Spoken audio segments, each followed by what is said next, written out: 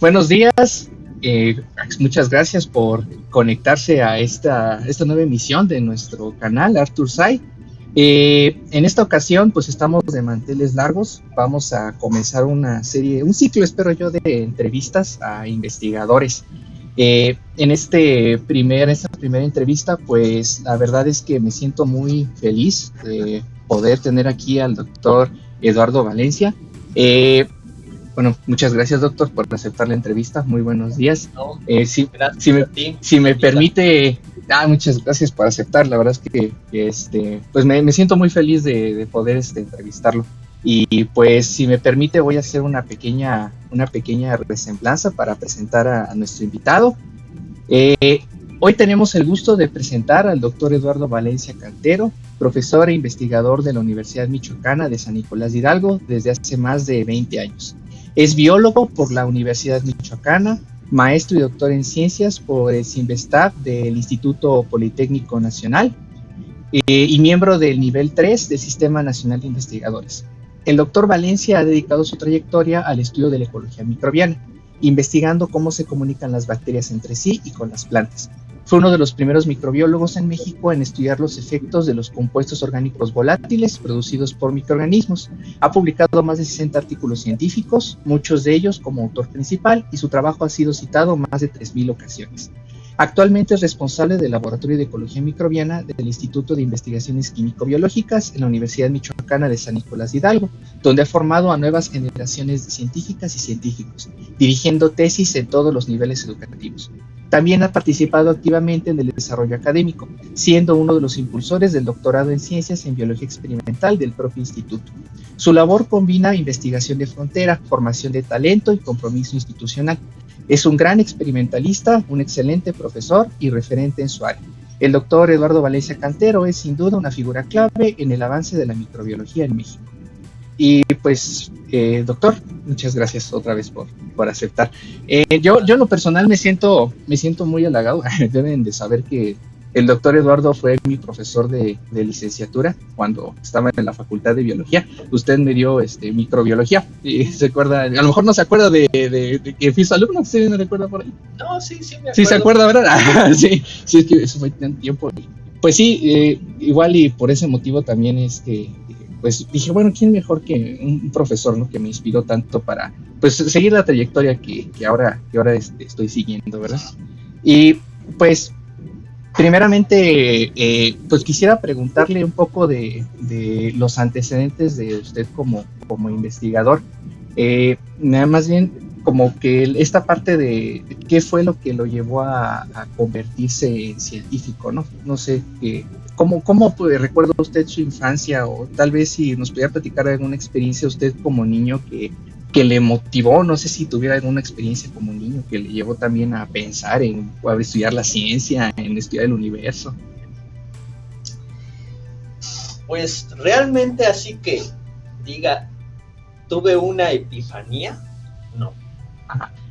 Yo de niño fui un niño curioso, de niño chico pues.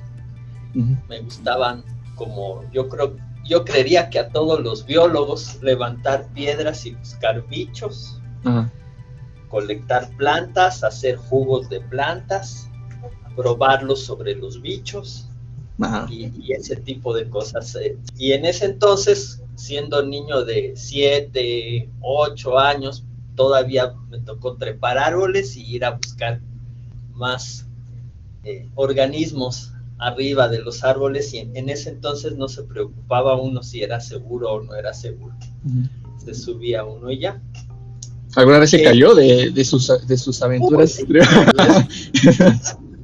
Lo regañaron, doctor. Las más caídas calculadas, pero sí.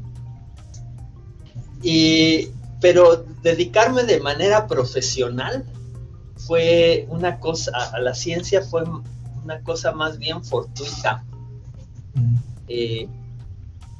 Yo nací en la Ciudad de México, mi familia se fue a la ciudad de Uruapan cuando yo tenía 10 años, entonces todavía me tocó terminar la primaria en Uruapan, allá hice la secundaria y la prepa, y la oferta profesional que había en Uruapan en ese entonces, estamos hablando del 89, pues era la Facultad de Agrobiología. Dentro de la Universidad Michoacana había universidades privadas, contabilidad, ese tipo de carreras, pero pues la contabilidad no me llamó en realidad nunca. Entonces yo creí que iba a acabar en la Facultad de Agrobiología y hubiera sido una buena opción para mí, pero más que algo técnico, me interesaba algo un poquito más teórico, no tanto por una cuestión así filosófica donde dijera, yo no quiero ser técnico, quiero ser teórico, no, sino era una cosa más bien de visualización.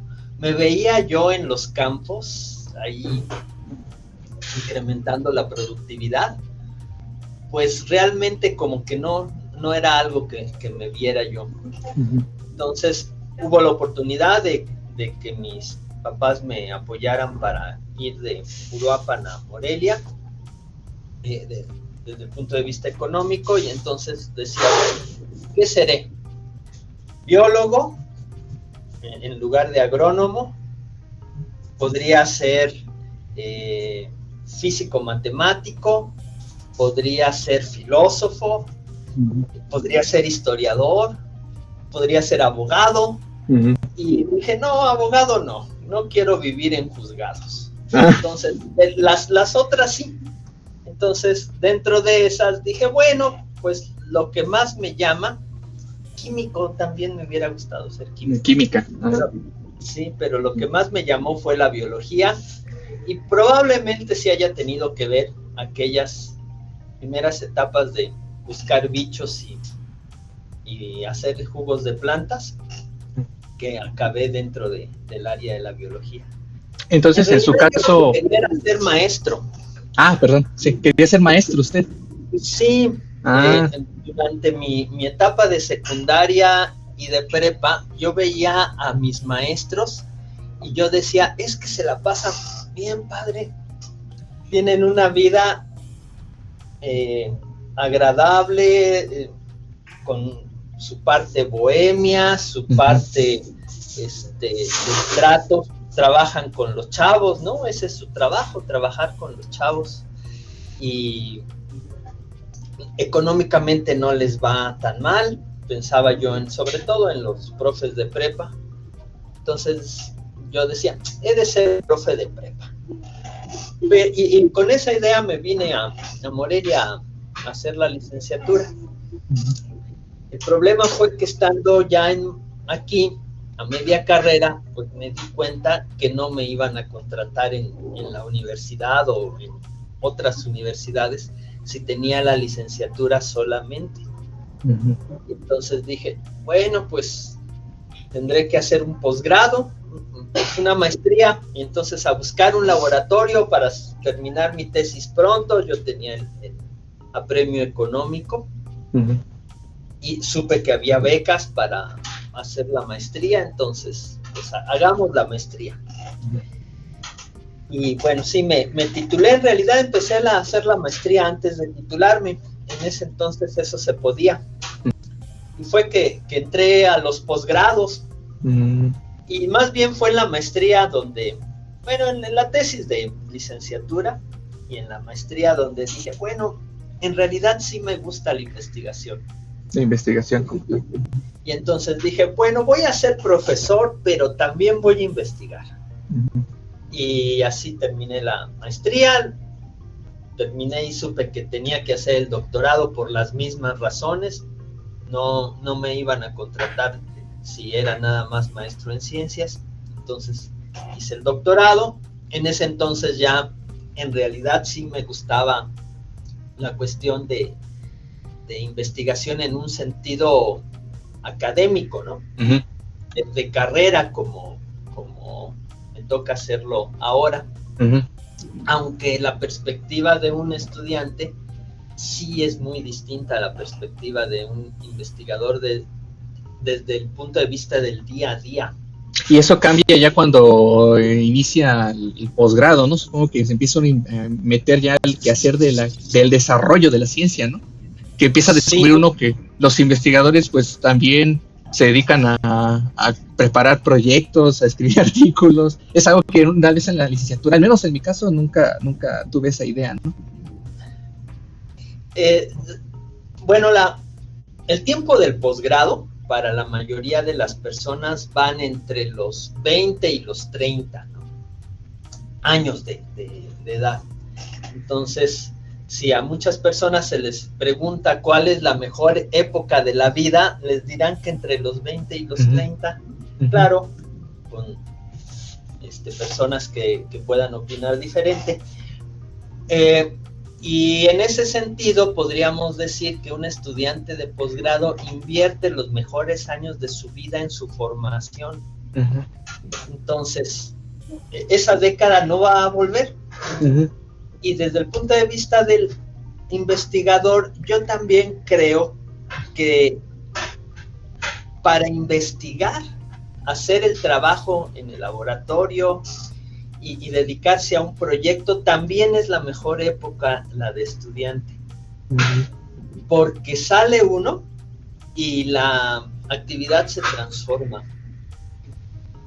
Se ganan cosas como que ahora uno es quien plantea los proyectos, decide las metodologías,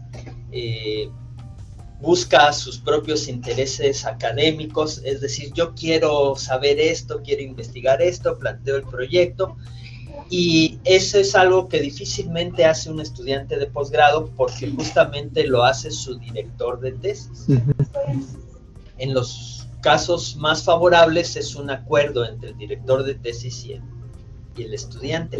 Pero una vez graduado, que si uno tiene trabajos donde pueda empezar a plantear sus proyectos, se gana eso, pero se pierden muchas otras cosas. Lo principal es que conseguir recursos es una cuestión apremiante todo el tiempo porque la investigación es cara. Las universidades realmente, o los centros de investigación, no costean más que de forma marginal las investigaciones de sus profesores. Hay que conseguir dinero externo. Conseguir dinero externo para comprar reactivos y equipos y mantener funcionando el laboratorio significa acudir a las instancias de gobierno, en este momento sería el CECITI la principal fuente, o fundaciones privadas, o de plano el sector privado. Y eso consume muchísimo tiempo. Y es una actividad para la cual no fuimos entrenados. Sí, que ese es el punto que no se dice, ¿no? De cuando se piensa mucho en un científico, tengo esa idea por la gente que no se dedica a esto, uno cree que es estar en un laboratorio y hacer experimentos, y realmente la labor de un investigador profesional es muchísimo más que eso, ¿no? Termina convirtiéndose en un compromiso obviamente de tiempo completo, pero además que lleva el esfuerzo de conseguir, como usted dice, ¿no? Recursos, ¿no? Que necesitan, pues, sí o sí.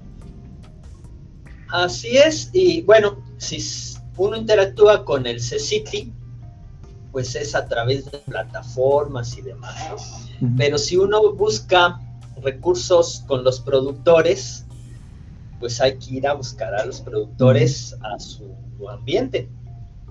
Los productores difícilmente van a venir a buscarlo a uno, y si lo vienen a buscar a uno, difícilmente vienen a decir, quiero financiarles un proyecto para que me investiguen esto. Más bien lo que dicen es, tengo este problema, ¿cómo lo resuelvo?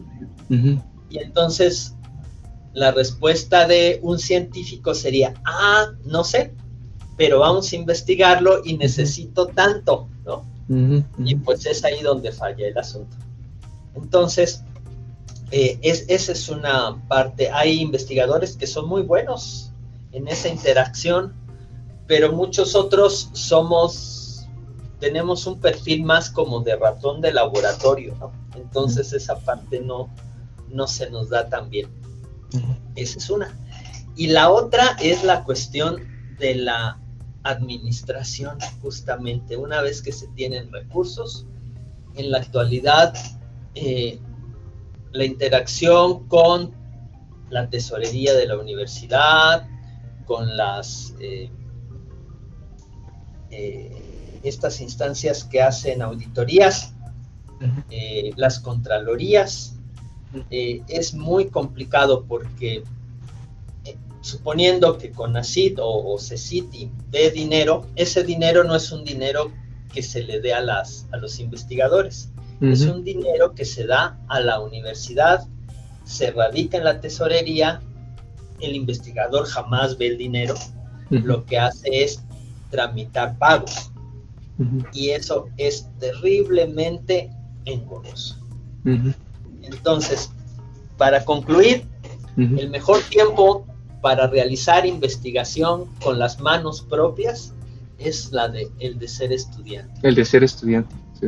Sí, pues es el periodo donde además uno pues tiene un primer contacto con lo que es realmente hacer ciencia. Creo yo también que la parte del hecho de poder enfrentarse al problema de descubrir algo, a veces, obviamente uno tiene el asesor, tiene el comité sinodal, pero yo siempre he creído que el proyecto termina convirtiéndose en una empresa de descubrimiento a veces desde cero, ¿no? Bueno, ¿y cómo se va a resolver el problema? ¿Cómo vas a poder resolver tu pregunta, ¿no? Y pues sí, es una cosa bien desafiante, ¿no? O sea, sí comparto pues esa parte con lo que usted dice. Por ejemplo, ahorita, ¿cuál es su campo de investigación, si nos pudiera platicar? Ahorita estamos iniciando un nuevo proyecto que se refiere a investigar qué papel tienen en el crecimiento de las plantas bacterias de grupos que han sido estudiados muy poquito, pobremente representados, decimos. Para que se entienda esto, tendría yo que decir que durante los últimos 20 años hemos estado estudiando de una forma u otra la relación de las plantas con su microbiota. Eso le es muy familiar a muchas personas cuando piensan en la flora intestinal, ¿no? Esto de flora intestinal ya no se dice así, pues se decía flora porque se consideraba que las bacterias eran un tipo de organismos vegetales. De esto hace mucho, ¿no? Pero el término flora intestinal todavía sobrevive.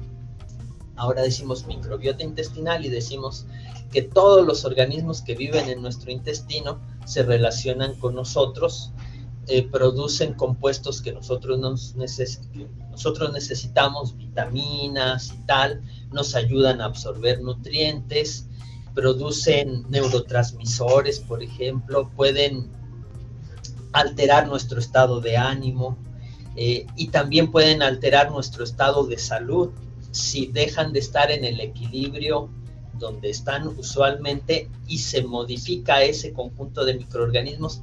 Comunidad le llamamos a la comunidad de microorganismos que se modifica y se vuelve disfuncional, pues causa enfermedades. Entonces decimos tenemos una disbiosis. Bueno, todo eso se aplica a las plantas, con la cuestión de que no es en el intestino, sino fundamentalmente en las raíces. Y ya profundizando un poquito más, no solo por fuera de las raíces, sino al interior de las raíces, y llevando el asunto un poquito más lejos, también al interior de los tejidos aéreos, es decir, las hojas, los tallos, las flores, los frutos, inclusive las semillas, tienen su propia microbiota de bacterias y hongos, y nosotros nos hemos dedicado a estudiar más bien a las bacterias.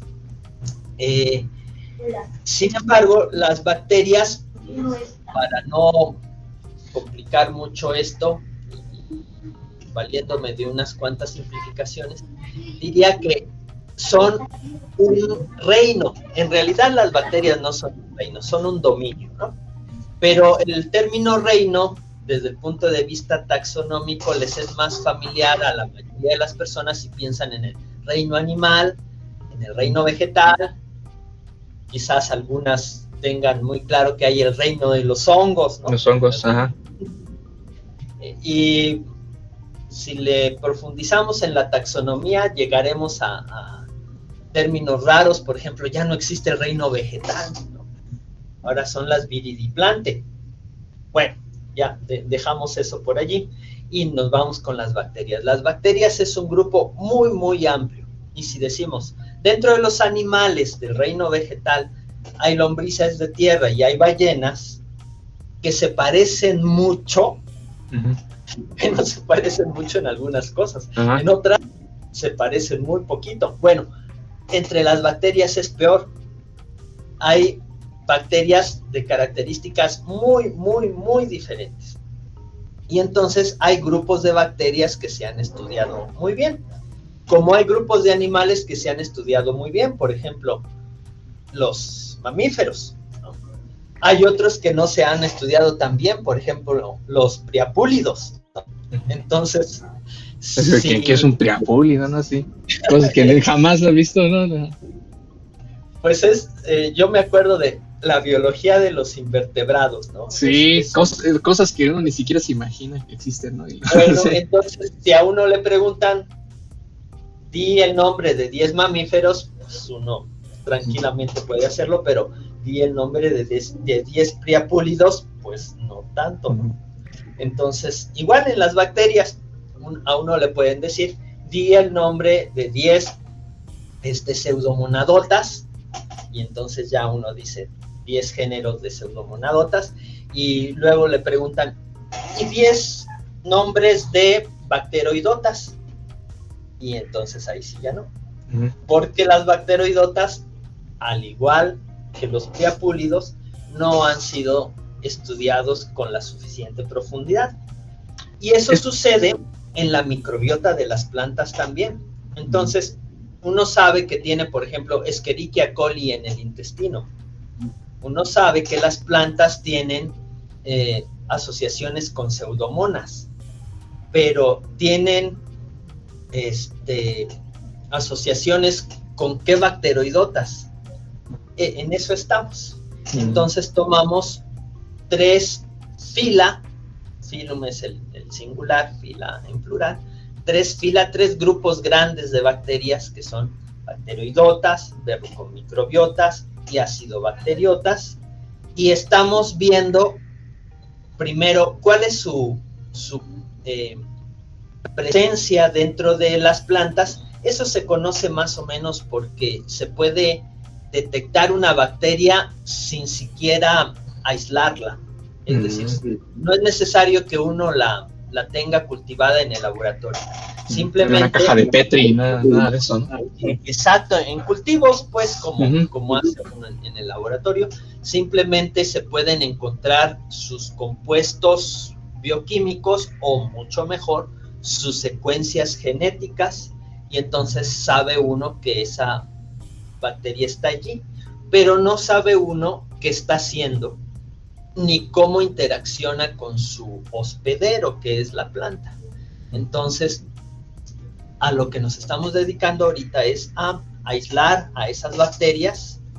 Sí las queremos tener en cultivo porque queremos poderlas estudiar con profundidad, y una vez que las tengamos, tenemos apenas unas pocas bacteroidotas ahorita, y de los otros fila todavía no tenemos representantes, pero las queremos tener, las queremos estudiar a profundidad, queremos conocer las particularidades de su genoma, hemos de secuenciar sus genomas, hemos de ver cuáles son sus capacidades genéticas que se convierten en capacidades bioquímicas, y a su vez esas capacidades bioquímicas en rasgos de adaptación ecológica. Es decir, desde el punto de vista de una bacteria, entiendas esto de punto de vista, pues como una manera de Sí, hablar. La planta es su ambiente, y entonces, ¿cómo se relaciona una bacteria con su ambiente en relación a cuáles son sus capacidades? ¿Qué es lo que puede hacer? ¿Cómo se puede comunicar con la planta y con otras bacterias? ¿Cómo se puede adaptar a ese ambiente para finalmente sobrevivir? Y desde la perspectiva, digamos, bacteriana. También nos interesa la perspectiva vegetal. En realidad nos interesa más porque desde la perspectiva vegetal la aptitud significa reproducirse y garantizar la siguiente generación, y si eso lo ponemos en palabras más claras, la aptitud de una planta es poder producir semillas que sean viables, pero nosotros nos comemos las semillas. Entonces trabajamos por ejemplo con trigo, trabajamos con lenteja, que son plantas que tienen un interés agrícola claro y que podemos cultivar en espacios relativamente reducidos, porque nuevamente, si me refiero a que yo no me veía como ingeniero en una hectárea de cultivo, pues todavía sigo sin verme, quizás ahora porque no tengo la hectárea de cultivo ni el campo experimental donde pueda hacerlo, pero trabajamos a nivel, decimos in vitro, quiere decir en frascos, en tubos, en cajas de vidrio, por eso de in vitro. Luego estamos dando el salto a macetas, ya con suelo, con tratos, y llegaremos a invernadero, ¿no? Y tanto en macetas como en invernadero llegaremos a producción, que es lo que nos interesa ahora. Y para poder identificar cuáles son las características de adaptación de las bacterias, pues tenemos que conocer un montón de cosas. ¿Qué enzimas producen? Es decir, cuáles son sus capacidades de producir compuestos, cuáles son sus capacidades de utilizar los recursos de su medio, que es la planta. ¿Dañan a la planta? No, porque establecen un comercio con la planta se beneficia de su presencia o no, y si se beneficia, ¿en qué circunstancias? Porque una cosa es que le pongamos una bacteria a una planta y veamos que crece más, y otra cosa es que en circunstancias específicas la bacteria pueda ayudar a la planta con algún problema que tenga. Y nuevamente pensamos, me duele el estómago, probablemente tenga alguna pequeña alteración de mi microbioma intestinal, alguna bacteria que, no siendo demasiado mala, no es capaz de enfermarme mucho, pero me está causando problemas. ¿Qué hago? Bueno, pues podré tomar algún remedio, podré tomar yogur, ¿no? Y entonces, si tomo probiótico, le pongo un probiótico, y ese probiótico me ayuda en una circunstancia determinada. Igual, una planta, quizás en condiciones óptimas de laboratorio, donde todos los nutrientes los tienen, la luz que necesita, el agua, y yo le pongo una bacteria, la bacteria no sea una diferencia, o sí, hay muchas que sí lo son. Pero, ¿qué tal si hay escasez de agua, o hay escasez de determinado nutriente, o hay demasiada sal, o hay algún organismo patógeno, algún otro, al decir patógeno, pues nos referimos a un organismo que va allí e infecta y causa una enfermedad, y quizás en esa circunstancia el microorganismo que estoy buscando tenga un efecto benéfico para la planta. Y hay otros niveles, ¿no? donde las bacterias pueden estar relacionándose entre sí y trabajar en equipo para producir un resultado que no produciría una bacteria en lo individual. Y en eso estamos. ¿Usted cómo comenzó su interés en esta parte de la microbiología del suelo? ¿Cuál fue su motivación para abordar este campo? También fue algo muy fortuito. Yo mi trabajo de doctorado lo hice en el Departamento de Biotecnología y Bioquímica de Sinvestab Irapuato, que es una unidad de biotecnología de plantas. Pero yo trabajé una cosa que no tenía que ver con las plantas, que era corrosión de acero. Entonces, utilizaba consorcios de bacterias que yo le llamaba así en ese momento. Ahora, con ciertos ajustes teóricos, se les denominaría comunidades sintéticas, ¿no? Porque yo lo que hacía era armar conjuntos de bacterias que en el papel se complementarían y unas suplirían las carencias de otras y juntas formarían una comunidad estable. Entonces, ahora a eso se le llama comunidades sintéticas. Entonces, aislé las bacterias de manera individual de acuerdo a sus características fisiológicas que en el papel irían bien, luego las cultivé juntas y las puse en algo que era de nuestro interés en aquel entonces, que era su efecto sobre el acero. Y lo que veíamos era que corroían el acero y efectivamente determinadas bacterias juntas corroen el acero de forma muy rápida. Y otras bacterias tienen un efecto o neutro e inclusive protector, porque forman depósitos minerales sobre el acero que actúan como aislante entre el acero y el ambiente. Entonces, mucho de lo que trabajamos eran las transformaciones bioquímicas del hierro. El acero es finalmente, en su mayor parte, hierro. Hierro y bueno, puede tener otros componentes. Hierro, el acero pues tiene una parte de carbono también no negligible. Pero fundamentalmente lo que veíamos era cómo disolver hierro metálico en ese momento. Terminé el doctorado, llegué a la Universidad Michoacana y aquí pues no había un grupo de corrosión de acero que me pudiera acoger. Yo tendría que haber empezado a trabajar en solitario y era una posibilidad. Mi primer proyecto propuesto fue de hecho en corrosión de acero, pero lo que sí había era el laboratorio de ecología microbiana, que se encargaba de estudiar las relaciones planta-microorganismo, justamente en efectos de promoción del crecimiento de plantas, y yo dije, bueno, pues yo puedo trabajar la parte de nutrición por hierro. Relacionado con sus antecedentes, ¿no? De doctorado, perdón.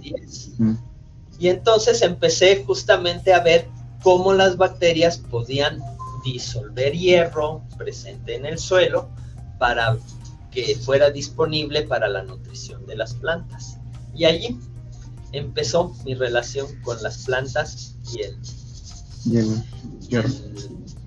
suelo. En la maestría trabajé con plantas, entonces realmente no fue que yo no supiera qué eran las plantas, ni mucho menos, ¿no? Sí, claro. De acuerdo. Sí, pues, ahora, bueno, me gustaría preguntarle un poco sobre cuál es la idea que tiene usted de la microbiología en el país. Creo que el caso de México, pues, es también un país que tiene un potencial enorme en ciencia y, bueno, grandes investigadores también tienen un potencial que todavía está en desarrollo. En el caso de la microbiología, ¿cuál es su forma de verlo aquí para el país? La microbiología no es distinta del resto de las áreas del conocimiento. en aspectos fundamentales. Por un lado, a los investigadores, con todo lo que ya dije de la administración y demás, nos gusta mucho investigar. O sea, somos curiosos. Y para muchos de nosotros, el decir, yo voy a investigar esto porque no se sabe, nadie lo sabe, nadie lo ha investigado, o al menos no ha investigado específicamente lo que yo estoy planteando, es una razón suficiente para hacerlo. Entonces, simplemente se desconoce este fenómeno, pues hay que conocerlo, ¿no? Y por eso se investiga. La cuestión es que esa es una actividad que no se puede hacer en solitario. Se puede hacer como hobby, pero como hobby no va a llegar a muy lejos porque es muy caro. Entonces se requiere un laboratorio, el laboratorio requiere insumos, desde luz, gas, mucho material, muchos reactivos, muchos equipos, y entonces, ¿quién paga eso? Pues lo paga la sociedad, ¿no? Entonces, si yo le digo a la sociedad, he de investigar tal cosa porque nadie lo sabe, bueno, habrá personas que digan, sí, yo también quiero saberlo porque yo tampoco lo sé, investígalo, ¿no? Pero habrá personas que digan, no, necesitamos cosas que resuelvan problemas. Y por allí hay un libro, creo que es El mundo y sus demonios de Carl Sagan. Sagan, creo que se pronuncia. Pues muy interesante de leer. Ya murió, hace un buen rato que murió Carl Sagan. Pero tiene un pasaje donde narra algo que resulta muy conveniente para un científico en general. Dice, si por allá de los años 1700 la monarquía inglesa hubiera dicho, voy a hacer un concurso para que alguien me dé un sistema de comunicación entre un puerto y una nave, un barco pues en el mar, que no use cable, que no use un medio de comunicación que implique contacto, sino que sea a distancia, y le ofrezco la misma corona del rey, ¿no? Eso no lo dijo, no lo dice el pasado, pero lo digo yo. Aunque dijera eso, no se hubiera podido, nadie hubiera podido, porque nadie conocía la existencia de las ondas electromagnéticas. Entonces, el poder hacer señales electromagnéticas y su aplicación en comunicaciones se pudo, sí, solo sí, cuando se descubrió que existían las ondas electromagnéticas y cómo funcionaban en términos generales. Entonces, lo que dice uno es, lo que yo investigo realmente no sabemos para qué va a servir, pero en el futuro tengan confianza en que va a servir para algo, ¿no? Y entonces aquellas personas que decían, bueno, está bien, tú lo quieres saber, pero cuesta caro y yo no lo quiero pagar, pues entonces yo trato de convencerlos así. Y sí, eso es cierto, ¿no? Efectivamente, hay que impulsar la ciencia pura, la ciencia básica, decimos, para que después pueda haber desarrollos tecnológicos. Pero de repente eso no es suficiente. Entonces necesitamos plantear proyectos que pueden ser de investigación básica, pero que pudieran tener una salida aplicada no tan lejos, ¿no? No decir, y no sé yo para qué se vaya a usar, pero tengan confianza en que se va a usar, sino decir, y en el posible futuro inmediato pueda tener una aplicación en esto. Y entonces a eso se le denomina ciencia aplicada a grandes rasgos, ¿no? Y habrá, como decíamos hace rato, tengo este problema, ¿cómo lo soluciono? Pues eso es un desarrollo tecnológico. Entonces, en eso nos movemos.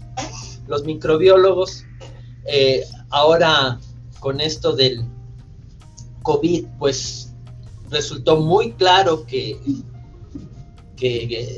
tener conocimientos básicos, en este caso, terriblemente, es exacto decir, fue cuestión de vida o muerte. Las capacidades de contener una pandemia, que fue terrible para muchos de nosotros, pero no fue lo terrible que pudo ser. Y tenemos muchos antecedentes de eso. Pues uno muy cercano es la llegada de los conquistadores españoles a los territorios que ahora son México, y el efecto microbiológico que tuvo, una mortandad que difícilmente podemos imaginar. Sí, de las enfermedades traídas, ¿no?, por los europeos. Así es. Entonces, si nosotros pensamos que, dependiendo de quien haga las estadísticas, podemos considerar que el COVID tuvo una letalidad entre un 3 y un 0.3%, y pensamos que aquellas pandemias que sucedieron en México tras la llegada de los conquistadores, también depende de quien lo haga las cuentas y cómo se hagan, pueden decirse que pudo llegar entre un 10 y un 30%. O sea, no tiene que ver. Fue tremendo, ¿no? Terrible. Sí, la diferencia es abismal, ¿no? ¿Cuáles son las diferencias? Pues son muchísimas, pero una de esas diferencias es la capacidad de comprender el fenómeno y atajarlo y resolverlo de manera bastante eficiente. No quiero decir que no haya tenido costos, muchos de nosotros tuvimos pérdidas muy sensibles, pero viéndolo de una manera panorámica, pudo ser mucho peor si no hubiéramos tenido los recursos científicos y tecnológicos. Entonces, la ciencia.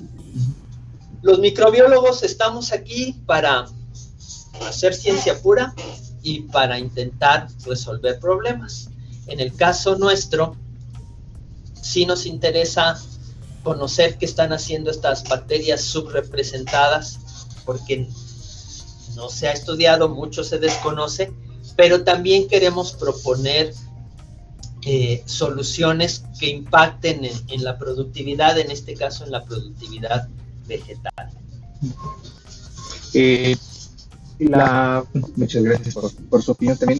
La parte de la docencia, también usted da clases, y me consta que es un gran profesor, porque pues yo fui su alumno. Te lo agradezco. Yo quisiera saber cuál es su opinión de ser científico y a la vez ser docente, porque me imagino que la forma de como un científico da clases es muy diferente la visión a ser docente sin ser científico. Obviamente la formación cambia, pero yo en lo personal quisiera conocer cuál es su forma de entender la docencia. Usted, que es investigador, que está metido en la construcción de la ciencia. Sí, es complementario. Mira, ahora que decías esto de que no es lo mismo ser investigador en el área que no serlo, yo creo que es así. Yo he dado la clase de física, por ejemplo. Empecé dando clases en una preparatoria, y lo que daba era clases de física. Y yo, pues, era biólogo, ¿no? Entonces, lo que hacía era preparar mi clase de física, ver el temario, intentar prever las posibles preguntas que me pudieran hacer, intentar que mis explicaciones fueran entendibles, y en eso me centraba. Ahora las clases que doy son microbiología y biotecnología vegetal. Y pues son mis áreas de trabajo, ¿no? Entonces, mucho de lo que yo les platico a los chicos, pues son cosas que me resultan muy familiares. Entonces, cosas que hacemos aquí en el laboratorio o cosas que no hacemos, pero que tenemos que conocer, que son los marcos teóricos de nuestras investigaciones. Entonces, siempre, pues es como muy agradable, creo yo. ¿Usted disfruta dar clase? Sí, normalmente sí. Digo normalmente porque hay algunos grupos que son difíciles, ¿no? Los grupos tienen su propia personalidad, pero yo diría que en términos generales sí me gusta dar clases. Estoy pensando ahorita en licenciatura, ¿no? Dar clases de licenciatura. La interacción con los chavos es refrescante, ¿no? Ver sus puntos de vista, el tipo de preguntas que hacen, sus propios intereses, el simplemente salir del laboratorio e irse al aula refresca. Y poderles platicar de cosas que a uno le resultan interesantes también es agradable. Hay de todo, ¿no? Hay, por supuesto, estudiantes que pues están allí porque tienen que estar, ¿no? Entonces, en la actualidad lidiar con los celulares es un problema difícil, ¿no? Y entonces es un reto que lo que esté uno diciendo sea el disuasivo para que el estudiante deje el celular sin necesidad de que uno lo reprima y más bien se interese en lo que uno está diciendo. Entonces, yo creo que poderles hablar de cosas que se conocen de primera mano, pues ayuda mucho a eso. Claro. Hay estudiantes que pues están allí, a mí me pasa mucho que doy clases en la carrera de biotecnología, que muchos de los estudiantes de biotecnología tienen un interés muy marcado en las ciencias biomédicas. Y mi orientación, pues realmente no es de ciencias biomédicas. No quiere decir que la microbiología no tenga que ver con las ciencias biomédicas, pero la orientación mía... Sí, la orientación es diferente. Interés. Igual el programa, porque hay que ceñirse al programa, no les dice uno, yo me dedico a esto y todo el santo curso en eso, sino pues se sigue el programa y en el programa se les habla de implicaciones médicas, implicaciones biológicas, implicaciones biotecnológicas, industriales, agrícolas, comerciales y mucho de microbiología básica, ¿no? Hablando del curso de microbiología general que tiene un enfoque básico. En el caso de biotecnología vegetal, que es la otra materia que doy con regularidad, bueno, pues allí el asunto es un poquito más aplicado y aplicado a la biotecnología de vegetales y aquellas personas que están con orientación de ciencias biomédicas no necesariamente consideran que eso es en lo que van a acabar y entonces están allí y el reto es interesarlos, ¿no? Diría uno, jalar adeptos para el área de investigación. Y pues en esas estamos, pero sí me gusta dar clases. Le gusta. Y me gusta más cuando los grupos son de estudiantes que están interesados en el tema, o cuando menos que están interesados en la carrera, ¿no? La carrera. Eso ya es ganancia. Qué bueno. Y finalmente, me gustaría saber si pudiera dar algún consejo a los jóvenes y las jóvenes vocaciones científicas, usted que pues es investigador, ¿qué podría recomendarles?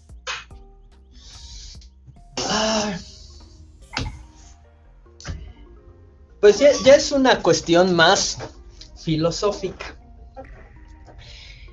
Nuevamente,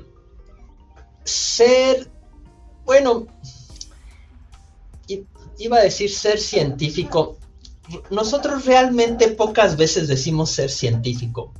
Por alguna razón decimos ser investigadores, ¿no?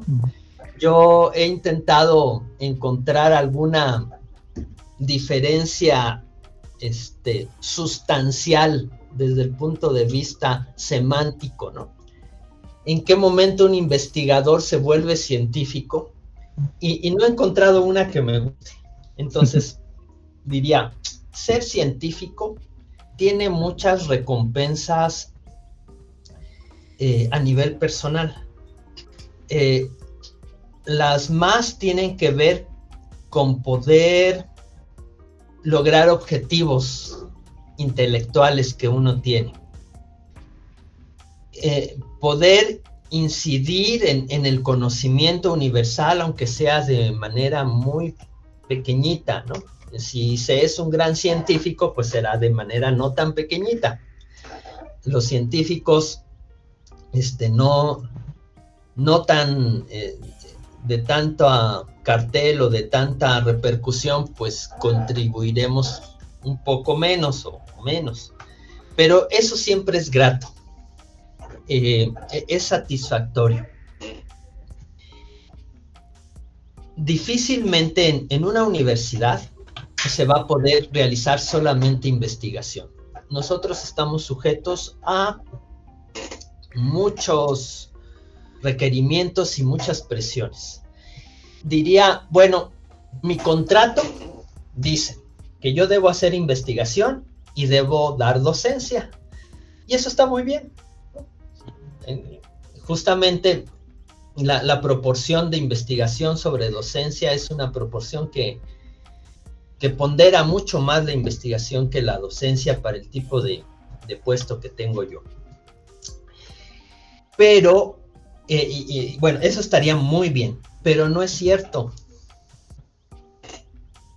No contempla ahora las evaluaciones a las que estamos sujetos por parte de la SEP, por ejemplo, dice que yo tengo que tener gestión académica. ¿Qué es eso? Administración. De una u otra forma, administración de programas académicos en el mejor de los casos, ¿no? Y que tengo que acreditar asesorías y que tengo que acreditar extensión. Todas esas cosas tienen razón de ser y están bien en sí. La cuestión es que yo tengo que hacer un montón de cosas en un tiempo muy determinado. Entonces, el resultado es que los investigadores acabamos trabajando no 8 horas diarias, sino tranquilamente 12. Y eso es sostenible cuando uno tiene 20, 30, 40 años. Y toda la vida, 12 horas diarias, sábados y domingos incluidos, vacaciones, porque en el ambiente que uno diga, no, yo no voy a esa junta porque está fuera de mi horario de trabajo, eso no es una respuesta válida, ¿no? Todo mundo asume que yo debo trabajar más, ¿no? Sin duda, ¿no? Nadie se cuestiona y dice, no, tiene razón, ya está fuera de su horario de trabajo, por eso no va a venir. No. Y que yo diga, pues es que no puedo atender tal o cual cosa porque estoy de vacaciones. Pues tampoco, ¿no? Pero, ¿por qué no? Tendría que ser, ¿no? Entonces, muchos de nosotros estamos sujetos a esa situación. Es un trabajo extenuante. Entonces, hay que poder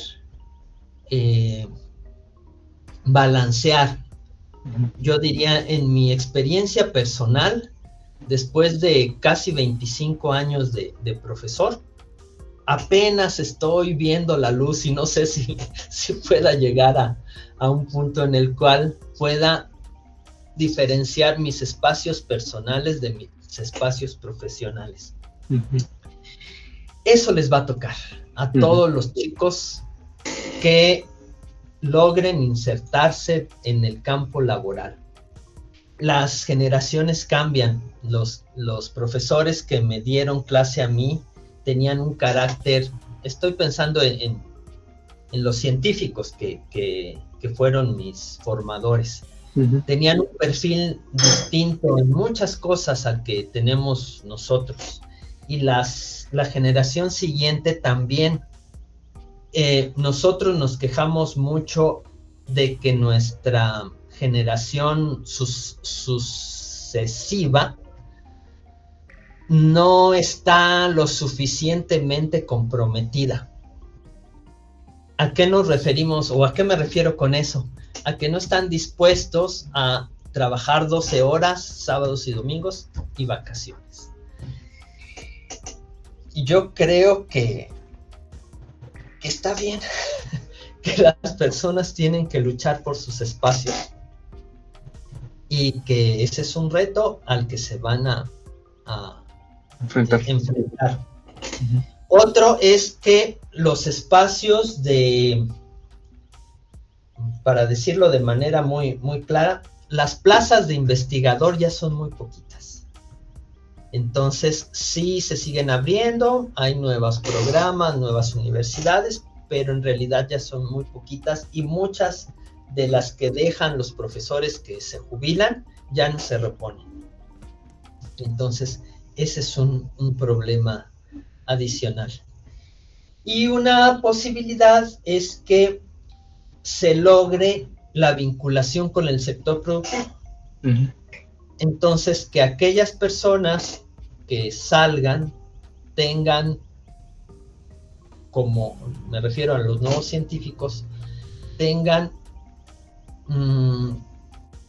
la posibilidad de considerar al menos trabajar en el sector productivo.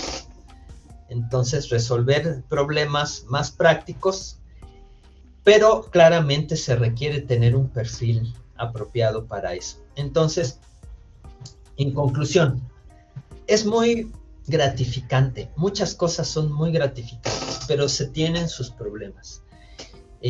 Las cuestiones administrativas, el exceso de trabajo y ahora la colocación.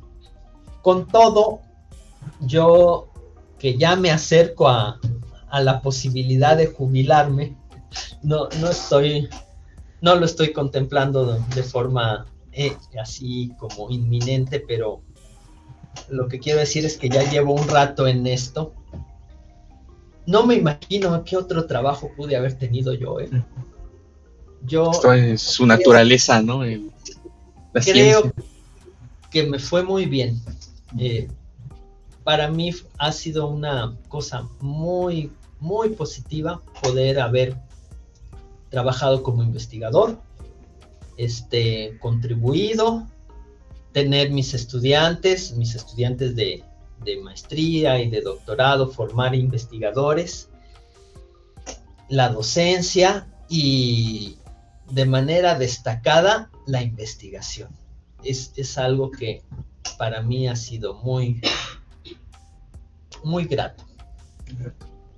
Sí, pues gracias por su opinión. Sí, pues yo en lo personal sí, yo voy a compartir antes, pero la realidad es que buena parte de la decisión de haberme dedicado a hacer un posgrado fue justamente por sus clases. O sea, yo me acuerdo mucho de la microbiología que nos dio en primer semestre. Como biólogo, pues uno se acerca así de la preparatoria y entra a la universidad. y la verdad es que pues sus clases siempre fueron muy amenas, o sea, siempre transmitió un mensaje muy, muy bonito de la maravilla, ¿no? De la naturaleza, de la microbiología en este caso, ¿no? Y pues para mí es un placer pues haber entrevistado, ¿no?